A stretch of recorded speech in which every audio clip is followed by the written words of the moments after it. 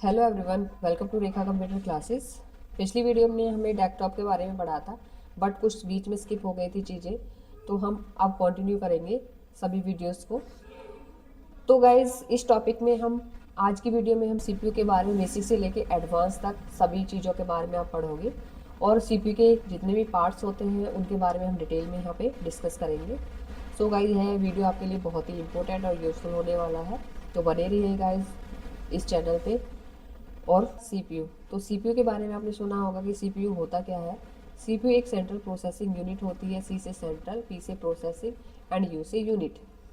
तो जैसे human body होती है गाइस, ह्यूमन बॉडी के अंदर ब्रेन होता है, वैसे ही हमारा सीपीयू होता है। कंप्यूटर के ब्रेन जो होता है उसे क्या बोला जाता है, यानी कि कंप्यूटर का ब्रेन जो होता है उसे सीपीयू बोला जाता है। तो जो कंप्यूटर के जितने भी वर्क होते हैं उस हमारा कौन करता है, यानी कि सीपीयू। ये गाइज आपको डायग्राम दिखाई दे रहा है यहाँ पे, ये हमारा सीपीयू है, और इस सीपीयू के अंदर जितने भी पार्ट्स होते हैं, central unit, arithmetic logic unit and memory unit. तो ये जो तीनों पार्ट जो होते हैं इससे मिलके हमारा जो सीपीयू बना हुआ है। एंड मेमोरी यूनिटी के अंदर guys primary memory and secondary memory भी होती है, मेमोरी के पार्ट्स होते हैं। तो यहाँ पे गाइज आपको दिखाई दे रहा है, यह इनपुट है जो यूज़र इनपुट देता है, और ये आउटपुट यहाँ पे दिखाई दे रहा है, ये प्रोसेसिंग है, यानी कि सीपीयू उस डाटा को प्रोसेस करता है, उसके बाद जो रिजल्ट हमें प्रोवाइड करता है उसे आउटपुट बोला जाता है। नेक्स्ट है गाइज सीपीयू एंड कैबिनेट। अब सीपीयू और कैबिनेट होता क्या है, यानी कि बहुत से लोग तो बोलते हैं कि सीपीयू ही कैबिनेट होता है, बट ये रॉन्ग है गाइज। सीपीयू हमारा कैबिनेट नहीं होता है। सीपीयू एक हमारी छोटी सी चिप होती है, यानी कि जो आपको यहाँ पे ये दिखाई दे रही है इसको बोला जाता है, ये हमारी एक चिप होती है सीपीयू की, और ये होता है हमारा कैबिनेट। इसको कैबिनेट बोला जाता है, यानी कि जो बॉक्स होता है उसे कैबिनेट बोला जाता है, और इस बॉक्स के अंदर ही हमारे सीपीयू लगा हुआ होता है गाइज। तो पिक्चर में आपको मेंशन हो रखा है, तो यहाँ से आपको क्लियर समझ में आ रहा होगा। नेक्स्ट है गाइज फंक्शन ऑफ सीपीयू। अब सीपीयू के जो फंक्शन होते हैं वो क्या होते हैं, यानी कि सीपीयू का काम क्या होता है गाइज। तो सीपीयू का काम जो होता है कि डाटा को लेता है और प्रोसेस करता है, और उसके बाद जो रिजल्ट होता है वो यूज़र को देता है। तो यही काम हमारा सीपीयू का होता है गाइज। तो इस प्रोसेस को हम क्या बोलते हैं, आईपीओ साइकिल। तो ये हमारी सीपीयू की एक प्रोसेस होती है। तो गाइज यहाँ पे पिक्चर में आपको दिखाई दे रहा है कि ये हमारा इनपुट है, यानी कीबोर्ड से भी इनपुट दे रहे हैं, मोबाइल से दे रहे हैं, माउस से दे रहे हैं। उसके बाद यहाँ पे ये डाटा को प्रोसेस कर रहा है, प्रोसेस करने के बाद ये रिजल्ट हमें मिल रहा है गाइज। नेक्स्ट चलते हैं गाइज, सीपीयू के अंदर के जो पार्ट्स होते हैं वो कौन कौन से पार्ट्स होते हैं, तो उनके बारे में हम डिटेल में पढ़ेंगे गाइज। यहाँ पर सबसे पहला है आपका मदरबोर्ड। अब मदरबोर्ड क्या होता है गाइज, ये हमारा मदरबोर्ड है जो आपको पिक्चर में दिखाई दे रहा है, इसको मदरबोर्ड बोला जाता है। अब कंप्यूटर का जो बेस होता है, यहाँ पर जो बेस है, यानी कि ये वाला जो बेस है ये आपका मदरबोर्ड है गाइस। अब जो बेस पे हमारे बेस के अंदर ये जितने भी पार्ट्स आपको यहाँ पे दिखाई दे रहे हैं गाइस, ये जितने भी पार्ट्स आपको दिखाई दे रहे हैं ये हमारे मदरबोर्ड से ही अटैच होते हैं। जैसे सीपीयू हो गया, रैम हो गया, हार्ड डिस्क हो गई, तो ये सभी इससे कनेक्टेड होते हैं गाइस। नेक्स्ट चलते हैं प्रोसेसर। अब प्रोसेसर क्या होता है, यानी कि सीपीयू चिप जो होती है उसी को ही प्रोसेसर बोला जाता है। तो ये जितना भी सारा कैलकुलेशन का जो वर्क होता है गाइस, ये सब सीपीयू के थ्रू ही किया जाता है। इसकी स्पीड बहुत ही फास्ट होती है। एंड नेक्स्ट चलते हैं गाइस रैम। अब रैम क्या होता है, रैंडम एक्सेस मेमोरी इसकी फुल फॉर्म होती है गाइस। ये एक टेम्परेरी मेमोरी होती है।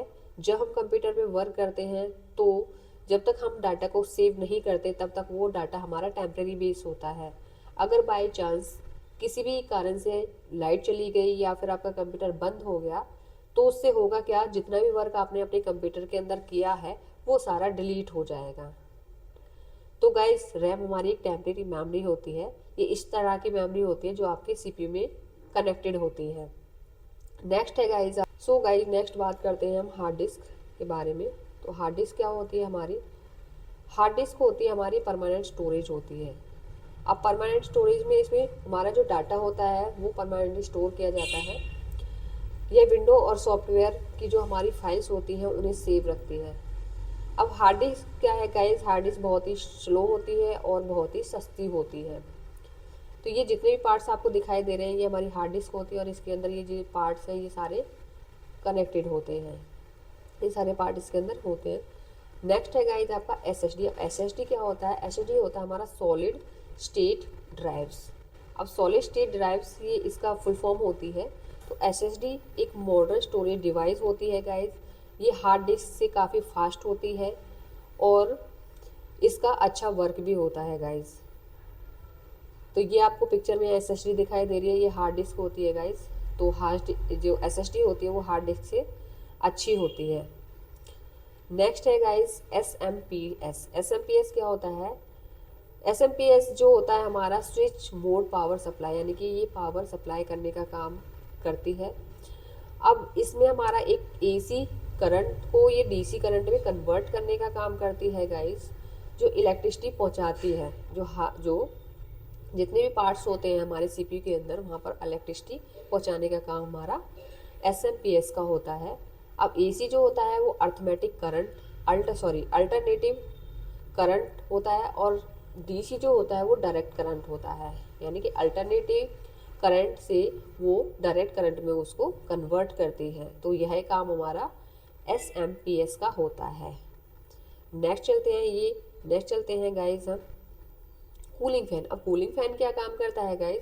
जब हमारा CPU काम करते करते उसके पार्ट जो है गर्म हो जाते हैं, जब CPU काम करता है तो हीट जनरेट होती है।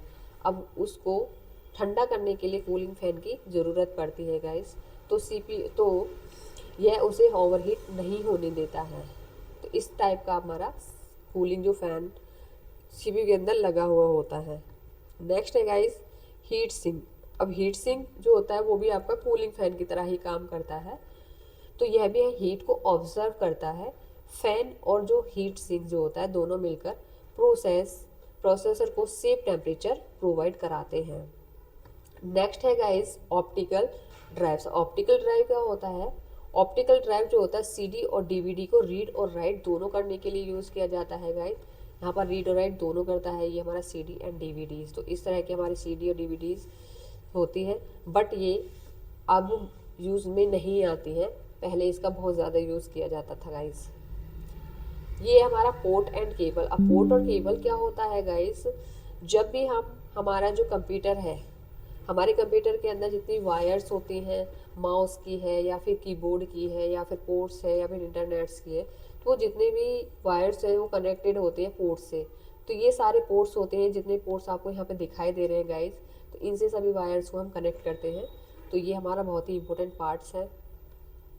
नेक्स्ट चलते हैं गाइस डाटा फ्लो। अब डाटा फ्लो क्या होता है? जब हम कीबोर्ड से इनपुट देते हैं और डाटा CPU तक जाता है और उसके बाद प्रोसेस करता है, प्रोसेस करने के बाद जो आउटपुट हमें स्क्रीन पर आता है उसे हम कहते हैं डाटा फ्लो। तो हमारी जो CPU की जो बेटर परफॉर्मेंस को शो करता है ये हमारा, जैसे पिक्चर में आपको दिखा रखा है, डायग्राम में आपको दिखा रखा है, यहाँ पे इनपुट जा रहा है, प्रोसेसिंग हो रही है और प्रोसेसिंग के बाद रिजल्ट हमें मिल रहा है गाइस। तो इसे डाटा प्रोसेसिंग बोला जाता है।